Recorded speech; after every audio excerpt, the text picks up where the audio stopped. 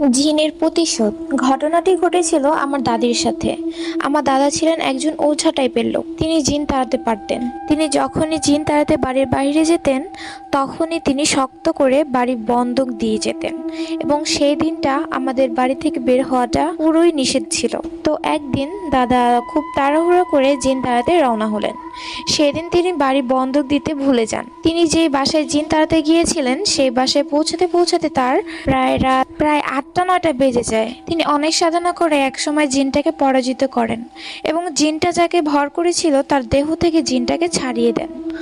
জিনটাকে ছাড়িয়ে দিতেই সেটা হুঙ্কার করে বলে উঠে, আমি গেলাম তোর বাড়িতে।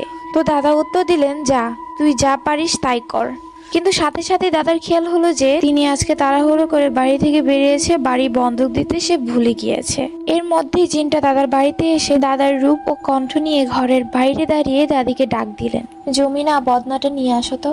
দাদি ভাবলেন দাদা হয়তো টয়লেটে যাবেন। গ্রামের টয়লেটগুলো বাড়ি থেকে একটু দূরেই হয়ে থাকে। দাদি পানি নিয়ে বের হয়ে দাদাকে পানি দিল। দাদিও দাদার পেছন পেছন কিছুটা দূরে গেল, কিন্তু দাদি খেয়াল করলেন যে দাদা টয়লেটের দিকে না গিয়ে বাগানের দিকে চলে যাচ্ছে। দাদির সাথে সাথে বুঝতে পারলেন যে এটা দাদা নয়, তাই তিনি দ্রুত ঘরের দিকে চলে আসতে লাগলেন। হঠাৎই একটা দমকা বাতাসে দাদির হাতের কুপিটা নিভে গেল। তিনি দৌড়ে গেলেন ঘরের দিকে, কিন্তু জিনটা একটানে দাদিকে উঠানের পাশ থেকে তুলে নিয়ে বাড়ির পাশে পুকুরে ফেলে দিল এবং চুপাতে শুরু করলো। তখন বাড়িতে আমার ফুপি এবং ফুপা ছিলেন। দাদি বিপদের মুহূর্তে মাত্র একবার বড় ফুপির নাম ধরে ডাক দিতে পেরেছিলেন। তিনি আকলিমা বলে ডাক দেন এবং সৌভাগ্যবশত সেই ডাকটা আমার ফুপ্পির কানে পৌঁছায়।